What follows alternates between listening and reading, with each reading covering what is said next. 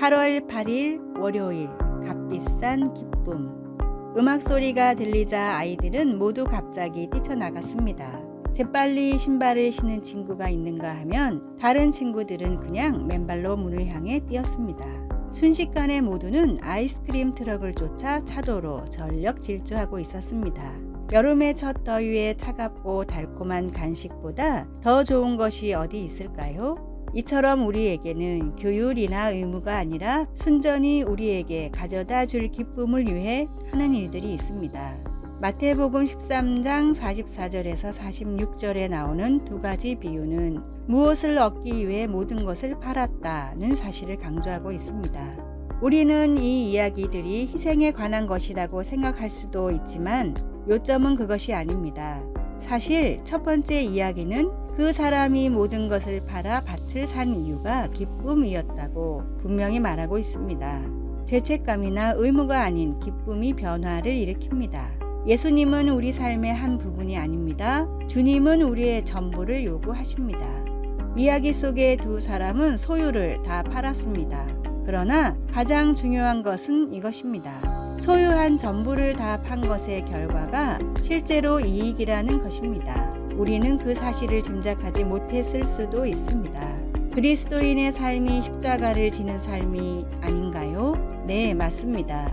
하지만 우리가 죽으면 살고 목숨을 잃으면 얻습니다.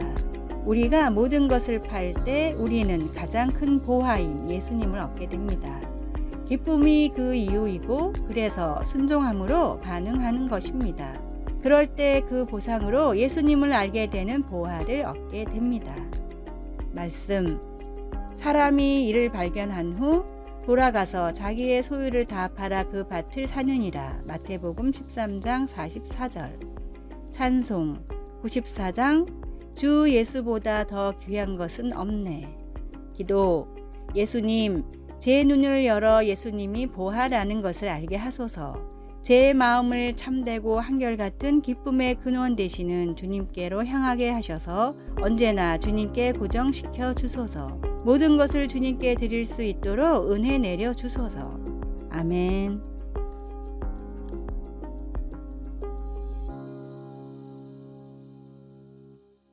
(8월 9일) 화요일. 양같이 염소같이. 양은 기본적으로 게으르고 순합니다. 이런 천성 때문에 개에 이어서 두 번째로 가축화가 빨리 된 동물입니다. 양은 무리의 리더를 세우지 않고 풀이 떨어져도 사는 지역을 옮기지 않을 정도로 한자리에만 머무는 걸 좋아합니다. 다만 목자의 음성은 기가 막힐 정도로 정확하게 구분하며 무리와 다른 가축이 있을 때에는 리더로 인정하고 따릅니다. 아무리 다른 사람이 목자와 비슷한 옷을 입고 비슷한 목소리로 흉내를 내도 양은 절대로 목자가 아닌 다른 사람의 목소리에 반응하지 않습니다. 이런 습성 때문에 예로부터 목자들은 양 무리에 염소를 한 마리씩 넣어서 키웠습니다. 영민하고 부지런한 염소가 양들의 리더가 되면 목자는 염소를 길들여 수많은 양들을 푸른 초장이 있는 곳으로 쉽게 이동시킬 수가 있었기 때문입니다. 우리는 양과 같이 주님의 음성을 기억하며 선한 목자이신 주님을 따라야 합니다. 그러나 세상에서는 염소와 같이 세상 사람들을 주님의 말씀대로 이끌어야 합니다. 사람들을 주님께로 인도하는 이 중대한 역할은 선한 목자의 인도하심을 받는 우리가 해야 할 마땅한 일입니다. 양과 같이 주님을 섬기며 염소와 같이 사람들을 선한 길로 이끄는 지혜롭고 순결한 그리스도인이 되십시오. 오늘의 말씀. 문지기는 그를 위하여 문을 열고 양은 그의 음성을 듣나니 그가 자기 양의 이름을 각각 불러 인도하여 내느니라. 요한복음 10장 3절. 오늘의 찬송 329장 주 날 불러 이르소서. 오늘의 만나. 주님, 선한 목자이신 주님의 음성을 구별하는 지혜로운 양이 되게 하소서. 나는 양에 속하는지 염소에 속하는지 혹은 갈팡질팡하고 있지는 않습니까?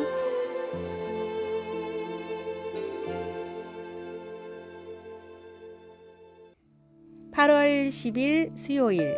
우리 마음속에. 한 어린 소년이 학교에서 어려움을 겪자 소년의 아버지는 학교 가기 전 매일 아침마다 서약을 암송하도록 가르치기 시작했습니다. 오늘 나를 깨워주신 하나님께 감사합니다. 나는 배우고 하나님께서 세워주실 지도자가 되기 위해 학교에 갑니다. 그 서약은 아버지가 아들로 하여금 인생에서 피할 수 없는 도전을 대처하는 데에 도움이 되기를 바라면서 생각한 한 가지 방법입니다. 이 아버지는 아들이 서약을 기억하도록 도와줌으로써 어떤 면에서는 하나님이 광야에서 이스라엘 백성에게 명령하신 것과 유사한 일을 행한 것입니다. 이 말씀을 너는 마음에 새기고 내 자녀에게 부지런히 가르치라. 신명기 6장 6절에서 7절. 광야에서 40년을 방황하고 난 후 이제 이스라엘 다음 세대가 약속의 땅으로 들어가려고 하고 있었습니다. 하나님은 그들이 하나님께 집중하지 않고는 성공하기가 쉽지 않을 거라는 사실을 아셨습니다. 그래서 하나님은 모세를 통해 그들에게 하나님을 기억하고 순종하도록 권고하셨고 그들의 자녀들이 하나님을 알고 사랑할 수 있도록 집에 앉았을 때에든지 길을 갈 때에든지 누워 있을 때에든지 일어날 때에든지 자녀들에게 하나님의 말씀을 이야기해 주라고 하셨습니다. 우리 또한 날마다 하나님께 감사하는 마음으로 살면서 성경 말씀이 우리의 마음과 생각을 이끌어 주도록 서약할 수 있습니다. 말씀. 이 말씀을 너는 마음에 새기고 내 자녀에게 부지런히 가르치며. 신명기 6장 6절에서 7절. 찬송. 200장 달고 오묘한 그 말씀. 기도. 사랑하는 하나님, 매일 새로운 날을 주시니 감사합니다. 제 마음과 생각 속에 하나님의 지혜를 지닐 수 있도록 도와주소서. 예수님의 이름으로 기도합니다. 아멘.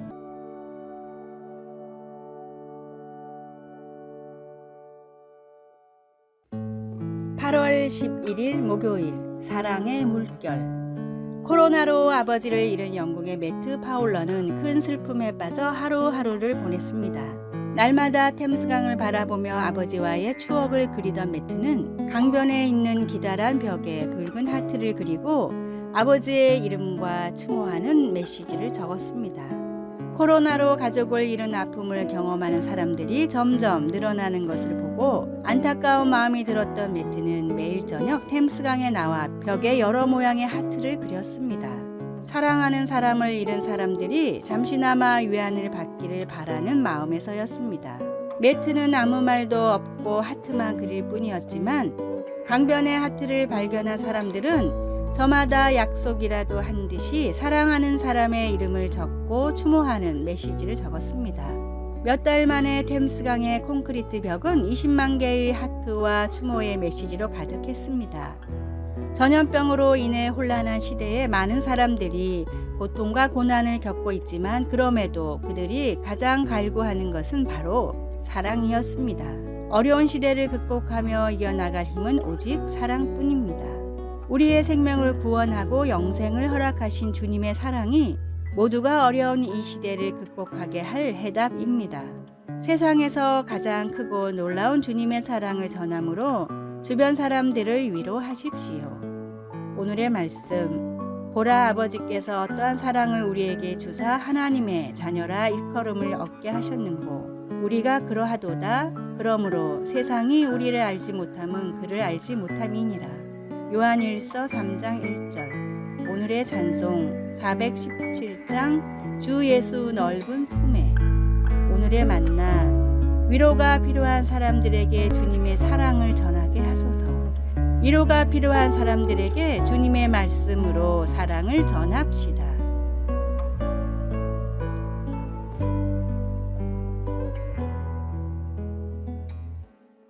(8월 12일) 금요일. 빛과 소금의 편지. 만보 걷기로 달라진 인생. 저는 운동을 즐기는 편이 아닙니다.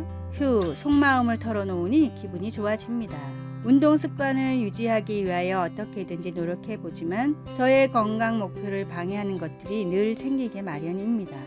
부상을 입거나 날씨가 흐리거나 약속이 생기거나 어떤 날은 피곤합니다. 그리고 2-3주 후에는 운동할 흥미를 잃어버리고 맙니다. 사실 저는 이것저것 안 해본 운동이 없습니다. 체육관에 가서 이름 모를 운동기구들을 이용하여 운동해 보기도 했습니다. 그러나 이런 노력에도 불구하고 그 어느 것도 꾸준히 할 수 없었습니다. 그러다가 드디어 제 마음에 쏙 드는 것이 있었으니 그것은 바로 걷기 운동입니다. 물론 걷기를 운동이라고 하기에는 좀 부족한 감이 없지 않습니다.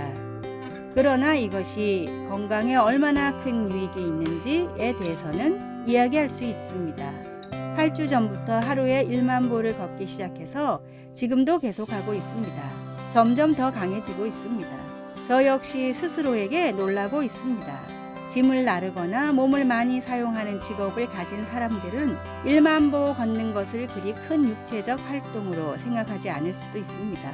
하지만 하루 5시간 내지 8시간 사무실에 앉아서 일하는 저에게 1만 보는 대견한 일이 아닐 수 없습니다. 왜냐하면 이전에는 2,000보에서 3,000보 정도밖에 걷지 못했기 때문입니다. 아팠던 날이나 결혼식을 빼고는 1만 보 목표를 달성했습니다. 심지어 걷기를 빠뜨린 날도 과거 평균적인 걸음보다 더 많이 걸었습니다. 어떻게 이처럼 변할 수 있었을까요? 그 비밀은 알람이나 종소리, 깔끔한 달력이나 어플, 혹은 자기 개발에 대한 강의나 온라인 강좌가 아닙니다. 지속적으로 계속 유지할 수 있는 비결은 우리가 하는 것을 그저 즐기는 겁니다. 물론 하고 싶은 모든 것을 즐길 수 있는 것은 아닙니다. 그렇지만 걷기가 생활 습관이 될 때까지 억지로라도 계속해야 합니다. 그러다 보면 그 시간엔 자동적으로 걷기 위한 외출 준비를 하고 있는 자신을 발견할 수 있을 겁니다. 그리고 그 시간을 즐거운 마음으로 기다리게 됩니다. 사랑하는 자여 내 영혼이 잘됨 같이 내가 범사에 잘되고 강건하기를 내가 간구하노라. 요한 3서 1장에서 2절. 아래의 빨간색 글자 구독을 누르시어 더 많은 전도의 열매를 맺으시기를 기도합니다.